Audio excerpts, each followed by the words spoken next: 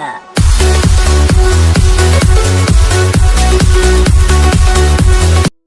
Hello അസ്സാം വലൈക്കും. എന്തൊക്കെയുണ്ട് എല്ലാവരും വിശേഷങ്ങളൊക്കെ? ഇന്ന് ഞാൻ ചുമക്കും കഫ്കെട്ടിനൊക്കെ പറ്റിയിട്ടുള്ള ഒരു ആയുർവേദ മരുന്നായിട്ടാണ് വന്നിട്ടുള്ളത്.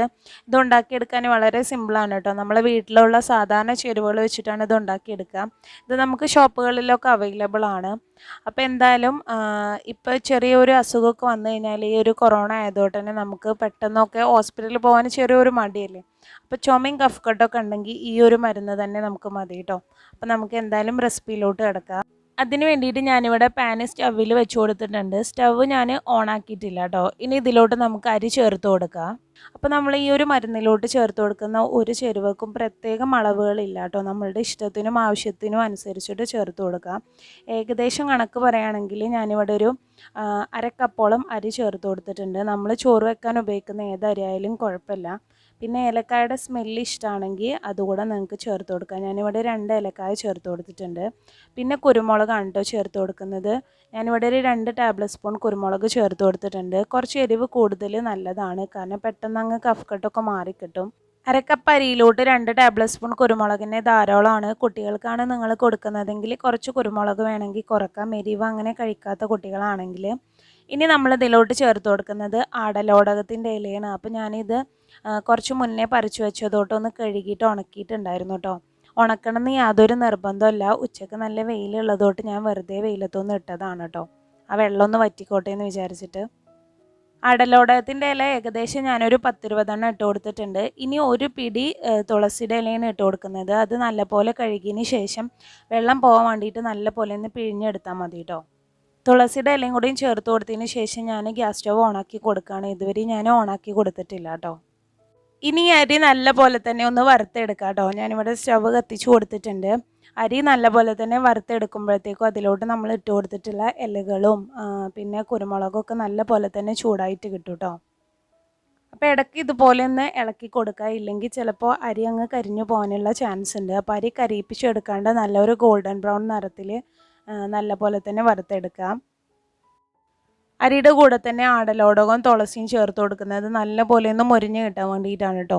നല്ല പോലെ മുരിഞ്ഞ് കിട്ടിയിട്ടില്ലെങ്കിൽ ലാസ്റ്റ് നമ്മൾ പൊടിച്ചെടുക്കുമ്പോൾ ഈ ഇലകളുടെയൊക്കെ വലിയ പീസുകൾ കിടക്കും. അപ്പോൾ അതില്ലാണ്ടിരിക്കാൻ വേണ്ടിയിട്ടാണ് ഈ ടൈമിൽ തന്നെ നമ്മൾ ചേർത്ത് കൊടുക്കുന്നത്. ഈ അരി നല്ല പോലെ ഒന്ന് വറുത്ത് കിട്ടുമ്പോഴത്തേക്കും ഇലകളൊക്കെ നല്ല പോലെ തന്നെ മുരിഞ്ഞിട്ട് നന്നായിട്ട് പൊടിഞ്ഞ് കിട്ടും കേട്ടോ. അപ്പോൾ നിങ്ങൾ ഈ ഒരു ടൈമിൽ തന്നെ ഇലകൾ ഇതിലോട്ട് ചേർത്ത് കൊടുക്കുക. ഈ ഒരു മരുന്നിൻ്റെ റെസിപ്പി എൻ്റെ ഉമ്മാൻ്റെ നിന്നാണ് കേട്ടോ എനിക്ക് കിട്ടിയിട്ടുള്ളത്. വീട്ടിൽ ആർക്കെങ്കിലും ചുമയോ കഫ്കെട്ടോ എന്തെങ്കിലും വന്നു കഴിഞ്ഞാൽ ഉമ്മ ഇതൊന്ന് പരീക്ഷിച്ചതിന് ശേഷമാണ് കേട്ടോ ഹോസ്പിറ്റലിൽ പോകാറുള്ളൂ. അപ്പോൾ ഒരുവിധം നല്ല ചുമയും കഫ്കെട്ടൊക്കെ നമുക്ക് ഈ ഒരു മരുന്നോട്ട് തന്നെ മാറി കിട്ടും. ഇത് ആയുർവേദ കടകളിലൊക്കെ നമുക്ക് കിട്ടുന്നുണ്ട് കേട്ടോ ഈ ഒരു മരുന്ന്.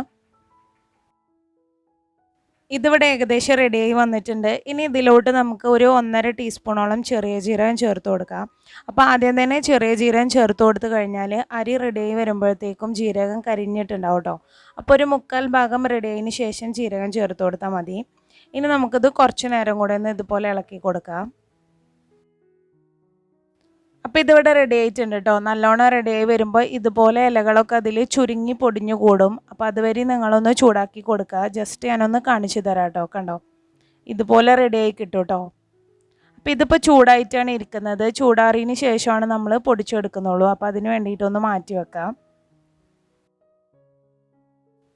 ഇതിവിടെ ചൂടാറിയിട്ട് കിട്ടിയിട്ടുണ്ട് കേട്ടോ. കണ്ടോ, ഇത് നല്ല പോലെ തന്നെ ചൂടാറിയിട്ടുണ്ട്. ഇനി ഒരു മിക്സിയുടെ ജാറിലോട്ട് ഇട്ടിട്ട് നല്ല പോലെ തന്നെ ഒന്ന് പൊടിച്ചെടുക്കാം. അപ്പം ഞാനിതൊന്ന് മിക്സിയുടെ ജാറിലോട്ട് ഇട്ട് കൊടുക്കട്ടെ കേട്ടോ.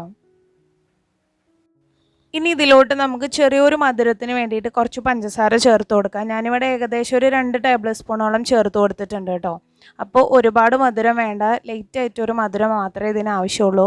അപ്പോൾ ഏറ്റവും നല്ലത് കൽക്കണ്ടം ചേർത്ത് കൊടുക്കുന്നതാണ്. എൻ്റെ കയ്യിൽ അതില്ലാത്തതുകൊണ്ടാണ് ഞാനിവിടെ പഞ്ചസാര ചേർത്ത് കൊടുത്തിട്ടുള്ളത്. അപ്പോൾ അതും കൂടെ ചേർത്ത് കൊടുത്തതിന് ശേഷം നല്ല ഫൈനായിട്ട് ഞാനിവിടെ പൊടിച്ചെടുത്തിട്ടുണ്ട് കേട്ടോ.